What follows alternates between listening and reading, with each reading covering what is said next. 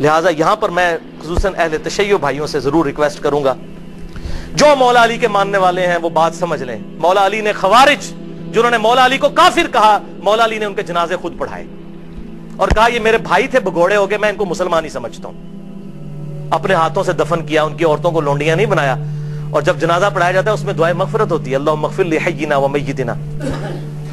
لہذا جو مولا علی کے ماننے والے ہیں وہ کسی صحابی کو گالی نہیں دیں گے۔ ہاں جو بنو امیہ کے ماننے والے ہیں تو یہ بدعت انہوں نے ہی شروع کی تھی، تو وہ ان کے ماننے والے ہیں، ٹھیک ہے، وہ اپنی نسبت ان کے ساتھ قائم رکھیں۔ ہم تو الحمدللہ مولا علی کے ماننے والے ہیں، ہم بنو امیہ کے ماننے والے نہیں ہیں، اور نہ ہم معاویہ بن ابی سفیان یا عمر ابن عاص یا مغیرہ ابن شعبہ رضی اللہ عنہم اجمعین ان کے ٹریک پہ چڑھنے والے ہیں۔ ان کی اللہ تعالیٰ کا ان کا معاملہ اللہ کے سپرد، لیکن ان کی ان غلط چیزوں کے اوپر ہم چلنے والے نہیں۔ ہم حضرت علی کے ساتھی ہیں، ہم کسی بھی صحابی کو برا نہیں کہیں گے انشاءاللہ۔ لہذا توبہ کریں، جو بھی آپ کو رافضی نظر آئے صحابہ پر لعنت کرتے کو تم حضرت معاویہ کی پارٹی کا آدمی ہے، تو مولا علی کی پارٹی کا آدمی نہیں ہے، اس لیے تو یہ کام کرتا ہے۔ وَلِعَاذُ بِاللَّہ۔ آخری مثال سن لیں، یہ وہ ٹروتھ ایکسپوزنگ مثال ہے جس سے آپ کو پتا چلے گا کہ حضرت علی کو ممبروں پہ گالیاں کیوں ہی نکالتے تھے۔ اگلے دن میرے والد صاحب بھی مجھ سے پوچھ رہے تھے کہ جی یہ گالیاں کیوں نکالتے تھے، کیا ملتا تھا؟ سوال تو بڑا زبردست ہے، اتنے سال تک گالیاں نکالتے رہے، ان کو ملتا کیا تھا حضرت علی کو گالیاں نکال کے؟ برین واشنگ، لوگوں کے دلوں سے وہ خلافت راشدہ کو بچانے کی آخری کوشش نکل جائے تاکہ ملوکیت محفوظ رہے، یہ تھی وجہ۔ اور وہ آپ کو اس حدیث میں پتا چلے گی، سنن نبی داؤد 4131، شیخ البانی نے بھی صحیح کہا، زبیر علی زئی صاحب نے بھی صحیح کہا، اس میں آپ کو یہ بات پتا چل جائے گی حضرت حسن کے بارے میں۔ سیدنا مقدام بن مادی رضی اللہ تعالیٰ عنہ بڑے جلیل القدر صحابی ہیں، انہی سے وہ ابو داؤد میں حدیث ہے کہ مجھے اللہ تعالیٰ نے قرآن اور اس کی مثل عطا کیا، یعنی سنت۔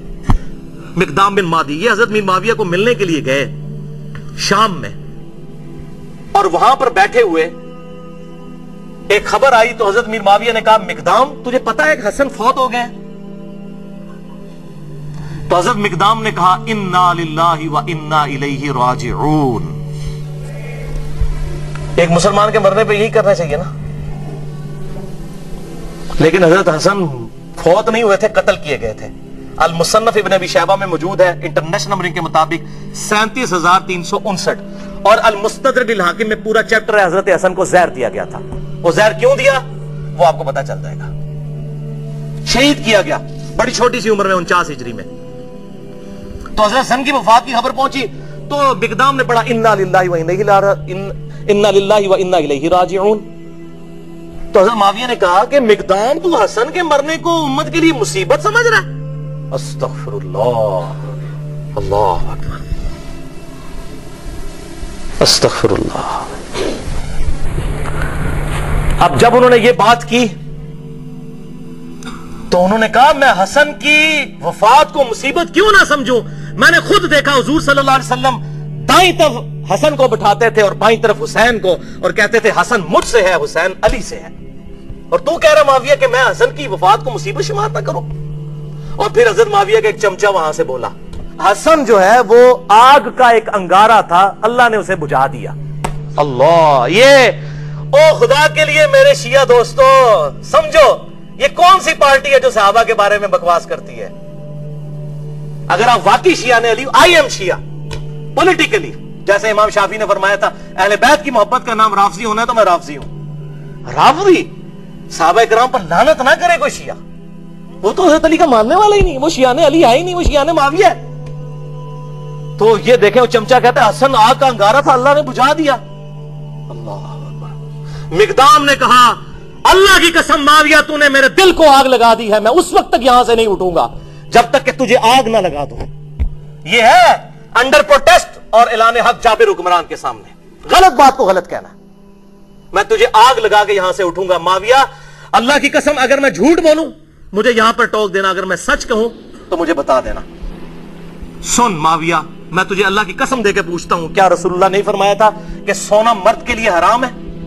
حضرت معاویہ نے کہا ہاں کہا تھا۔ اللہ کی قسم دے کر پوچھتا ہوں کیا حضور صلی اللہ علیہ وسلم نے مرد کے لیے ریشم کو حرام نہیں فرمایا؟ کہا کہا تھا۔ اللہ کی قسم دے کر پوچھتا ہوں کہ آپ صلی اللہ علیہ وسلم نے درندوں کی کھالیں اور متکبرانہ لباس اور درندوں کے اوپر سواری کرنے کو حرام نہیں فرمایا تھا؟ حضرت معاویہ نے کہا ہاں کہا تھا.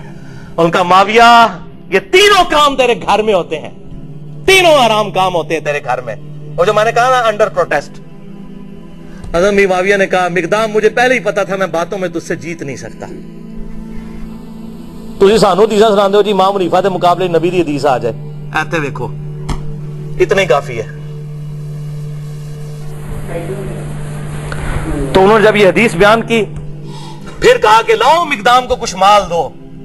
اتنا لا کے ڈھیروں مال دیا گیا. حضرت مقدام نے وہی غریب لوگوں میں اس کے سامنے تقسیم کیا. ان کا مجھے مال کی حاجت نہیں, میں نے جو حق ادا کرنا تھا وہ کر دیا. یہ تھا بات بھائی. حسن انگارہ کیوں تھا ان کے لیے؟ صلح حسن ایک ٹریٹی کے تحت, ایک معاہدے کے تحت ہوئی تھی جس میں بڑی بڑی شرطیں یہ تھیں کہ معاویہ تم اپنے مرنے کے بعد امت کو شورا پر چھوڑو گے جس طرح کہ شیخین نے چھوڑا تھا ابو بکر عمر نے. اپنا خلیفہ کسی کو خود نامزد نہیں کرو گے, اپنی اولاد میں نہیں کرو گے, اور مال فے میں سے اور مال غنیمت میں سے جو حصہ اہل بیت کو ملتا ہے قرآن کی روح سے مال غنیمت کا وہ ملتا رہے گا. اسی طریقے سے تم جو ہے وہ میرے باپ کے اوپر ممبروں پر لعنت نہیں کرو گے, کیونکہ پہلے سے لانا شروع ہوگی. شام کے گورنر تھے وہیں سے لانا شروع کی تھی, یہ ختم کرو گے.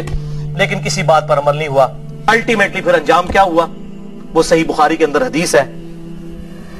7109 نمبر حدیث. حضرت حسن کو حضور صلی اللہ علیہ وسلم نے اپنی گود میں اٹھایا ہوا تھا, ٹھیک ہے, اور یہ حدیث شروع یہ ہوتی ہے کہ جب حضرت علی کی شہادت کے بعد لوگوں نے حضرت حسن کو خلیفہ چنا. یہ بھی یاد رکھیے حضرت علی نے حضرت حسن کو خلیفہ نہیں بنایا. حضرت علی نے اپنا خلیفہ کسی کو نہیں بنایا. سنی شیعہ کتابوں دونوں میں لکھا ہے. انہوں نے کہا میں یہ وزن نہیں اٹھاؤں گا, میں امت کو اسی طرح چھوڑ کے جا رہا ہوں, اپنا خلیفہ خود چننا جس طرح حضور کی وفات کے بعد ہم نے ابو بکر کو چنا تھا, میں نے نہیں کسی کو بتانا. پھر لوگوں نے مشورہ کر کے حضرت حسن کو چنا. حضرت حسن نے 40,000 کا لشکر لے کے آئے. صحیح بخاری 7109. سامنے سے حضرت میر معاویہ عمر بن عاص کہتے ہیں کہ معاویہ یہ تو وہ لشکر ہے جس نے موت پہ بیعت کی ہے, یہ تو ہماری تکہ بوٹی کر دے گا. تو حضرت معاویہ نے کہا پھر کیا کریں؟ ان کا صلح کرو حسن کے ساتھ, اس کے بغیر چارہ نہیں ہے. اچھا انہوں نے پھر کہا ٹھیک ہے صلح کر لیتے ہیں. صلح آفر کرتے ہیں, اور سورۃ الانفال کے اندر یہ موجود ہے کہ اگر کافر بھی میدان جنگ میں صلح کی آفر کرے تو جنگ روک دو. حضرت حسن کو بھیجا صلح کے لیے. حضرت حسن رضی اللہ تعالیٰ عنہ نے وہ صلح قبول کر لی اور ان کے حق میں دستبردار ہو گئے. کیوں؟ کہ میں ان کو فری ہینڈ دے دوں. جو یہ کہتے ہیں نا قاتلین عثمان سے بدلہ لینا ہے, تو اب لے کر بتائیں جو ان کے زوم میں ہے وہ بتا دیں.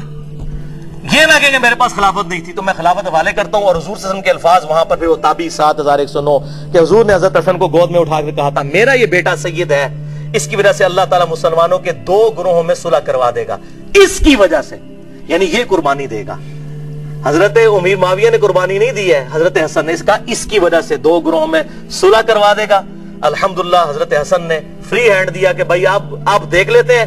آپ کا دعویٰ تھا نا وہ جس طرح آج کل ہے جی, وہ کہتا ہے جی مجھے حکومت دو, کہتا ہے مجھے حکومت دو, یہ لو جی حکومت پڑی, آپ کر کے بتاؤ, لگ پتا جائے گا. لیکن پھر 20 سال تک, یہ 41 ہجری میں واقعہ ہوا اور حضور کی پریڈکشن پوری ہوئی کہ 30 سال تک خلافت علی منہاج النبوہ جو میں نے بیان کیا ابو داؤد ترمذی اور مسند احمد سے, وہ پورے ہوئے. اور امام ابن تیمیہ نے منہاج السنہ میں لکھا کہ ربیع الاول کے مہینے میں, دن کنفرم نہیں لیکن ربیع الاول میں حضور کی وفات ہوئی تھی 11 ہجری میں, اور 41 ہجری ربیع الاول میں صلح حسن ہوئی اور 30 سال پورے ہوئے. اور امام ابن تیمیہ جیسے شخص جنہوں نے اہل تشیع کے خلاف منہاج السنہ لکھی, اس کتاب میں لکھتے ہیں کہ حضرت حسن 5ویں خلیفہ راشد ہیں, 6 مہینے ان کے بھی خلافت راشدہ ہے, کیونکہ 30 سال ان کے 6 مہینے بنا کر پوری ہوتی ہے وہ شامل کر کے. لہٰذا امیر معاویہ رضی اللہ تعالیٰ عنہ یا یزید ابن معاویہ, یہ دونوں خلیفہ راشد نہیں بلکہ اسلام کے بادشاہ ہیں. یہ انہوں نے لکھا. بھائیو یہ 20 سال تک کسی شرط پر عمل نہیں ہوا, بلکہ اسی طریقے سے ممبروں پر حضرت علی کو گالیاں نکالی جاتی رہیں, اور پھر جاتے جاتے وہ ٹرننگ پوائنٹ آیا کہ حضرت حسن کے ساتھ جو صلح کا معاہدہ تھا توڑا, اور وفات سے 4 سال پہلے خلیفہ کی بیعت, اپنے بیٹے کی بیعت لینی شروع کر دی کہ میرے مرنے کے بعد یہ خلیفہ بنے گا. اب مولا حسین میدان میں اترتے ہیں, لیکن مغرب کی نماز کے بعد انشاءاللہ تعالی.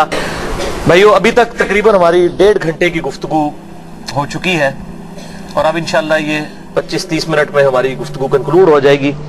آخری سچویشن ہم ڈسکس کریں گے. تو اب بات ہماری جہاں پر مکمل ہوئی تھی وہ ابو داؤد کی حدیث 4131, جس کو شیخ البانی نے بھی صحیح کہا, شیخ زبیر علی زئی صاحب نے بھی صحیح کہا رحمہم اللہ, کہ حسن آگ کا انگارہ تھا جسے اللہ نے بجھا دیا. وَلِعَاذُ بِاللَّهِ تعالی.